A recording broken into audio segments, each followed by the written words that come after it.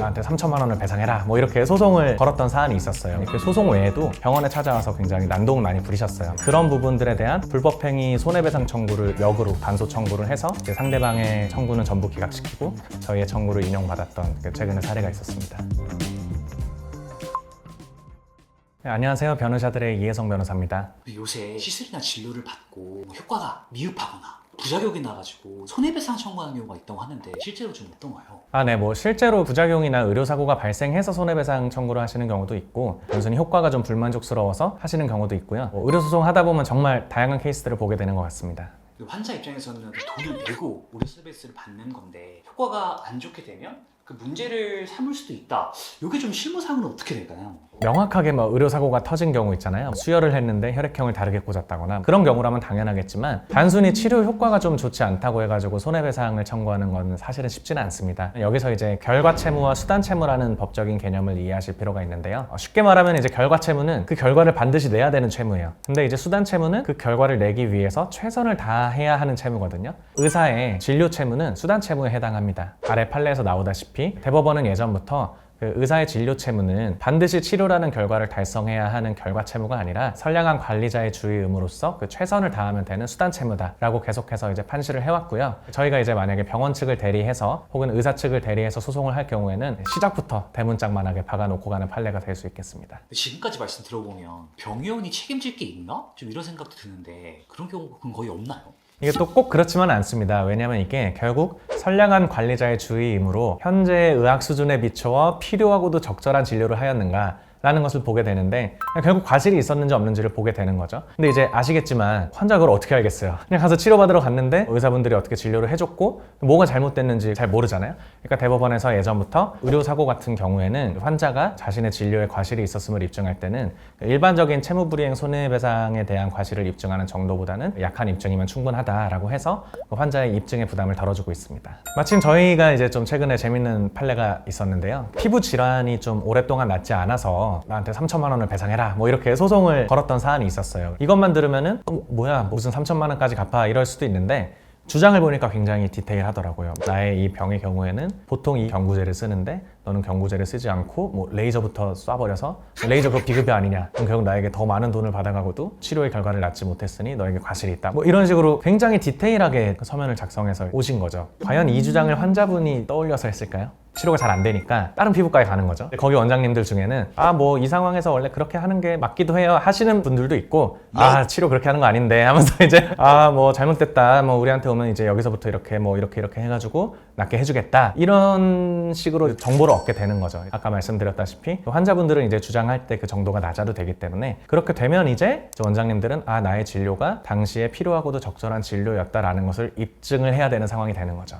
말씀 좀 들어보니까 좀 사안은 간단하면서도 복잡해 보이는데요. 그렇죠. 그리고 이제 이렇게 논리가 쏟아지고 진료가 뭐가 옳았냐 그러냐 이런 얘기들이 되다 보면은 소송이 길어져요. 그래서 이분도 혼자서 한 반년 정도를 소송을 진행을 하시다가 처음엔 별일 아닌 줄 아셨겠죠. 이거 가지고 무슨 몇 천만 원을 물어줘 했다가 이제 소송이 지지부진해지고 장기화되니까 이제 저희를 어떻게 아름아름 찾아가지고 오시게 된 거고요. 그래서 제가 이제 말씀을 드렸어요. 그러면 진료 차트부터 한번 보내주시라 하면은 보통 또 이렇게 진료 차트를 꼼꼼히 안 쓰시거든요. 그래서 되게 민망해하세요. 보통 제가 진료 차트 달라 하면은 별 내용 없을 거다. 나도 봤는데 별 내용 없다. 이렇게들 하시는데 변호사가 법적인 관점에서 볼 때는 또 다를 수도 있거든요. 저희는 또 의료 관점에서는 일반인이기 때문에 그래서 제가 이제 진료 차트를 떼서 봤을 때는 다 좋은 내용들인데 오늘까지만 드시고 끊읍시다 이게 있는 거예요. 그래서 이거 뭐냐 전화를 해서 물어봤더니 이분이 간이 안 좋다 술을 많이 드시고 지방간이 있었는데 그래서 본인이 이제 이런 간에 대한 위험 때문에 경구약이 아니라 레이저를 했던 거다 이렇게 얘기를 하시는 거예요. 그래서 그럼 그거를 왜 지금까지 얘기를 안 했냐 했더니 저쪽에서 이 경우에는 경구가 나은지 레이저가 나은지 이렇게 하니까 본인의 이제 의학 지식을 총동원해서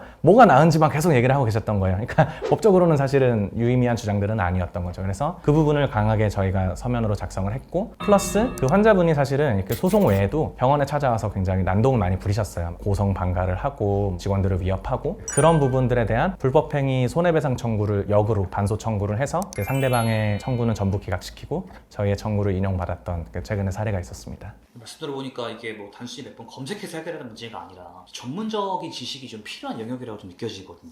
그렇죠. 일단 그 일을 담당하는 변호사가 의학 관련 지식이 있어야 돼요. 왜냐면 봐도 뭔 얘기인지를 모르면 뻔한 얘기밖에 할 수 없게 되거든요. 제가 생각할 때는 사실 그거보다 더 중요한 거는 그 담당하는 변호사가 의뢰인과 좀 계속 직접적으로 소통을 하는 게 필요해요. 아까도 제가 말씀드렸듯이 진료 차트 보다가 모르는 게 있으면 궁금해서 전화해서 물어보고 맞냐 아니냐 그때 진료는 왜 그렇게 나갔냐 그런 소통들이, 왜냐하면 법은 저희가 전문가지만 의학은 의사분들이 전문가잖아요. 그분들의 말을 듣고 그분들의 그런 스토리와 생각을 이제 저는 법률 용어로 바꿔주는 작업을 잘 할 수 있다고 보고 있습니다. 그리고 뭐 어쩌다 보니까 이제 저희 지난 사건 소개를 하면서 병원 입장에서만 말씀을 드렸는데 환자분들 입장에서도 똑같을 것 같아요. 저희 같은 경우에는 이미 2자릿수 이상의 병원에 정기 자문을 진행하고 있고 그 원장님들이 저희의 의뢰인이기도 하지만 또 필요할 땐 저희가 얼마든지 의료 자문을 받을 수 있는 자문위원으로도 활동을 해주시고 계시기 때문에 환자분들이 이제 혼자서 이런 의학적 지식이 부족해서 억울한 일을 당하지 않게끔 최선의 결과를 낳기 위해 최선의 노력을 하고 있습니다. 오늘은 이제 통상 있는 민사소송, 손해배상에 대해서 다뤄봤고요. 사실은 이것보다 더 원장님들을 머리가 아프게 하고 더 빈번하게 일어나는 것들은 형사죠. 업무상 과실치사상. 다음 파트에서는 업무상 과실치상 내지는 업무상 과실치사에 있어서 어떤 법리들이 적용되고 저희 법무법인 도하에서는 어떻게 사건들을 해결하고 있는지를 영상으로 담아 볼 테니까 앞으로도 계속 많은 관심 가져주시면 감사하겠습니다. 그리고 저희 법무법인 도하에서는 올해부터 많은 병의원들에게 정기 자문 서비스를 제공하고 있습니다. 의료법 외에도 병원 운영 전반에 걸쳐서 전범위적인 법률 자문 서비스를 제공해드리고 있으니까 관심 있으신 분들은 언제든지 저희한테 편하게 연락 주시면 저희 정기 자문 서비스에 대한 홍보 링크를 보내드리도록 하겠습니다. 감사합니다.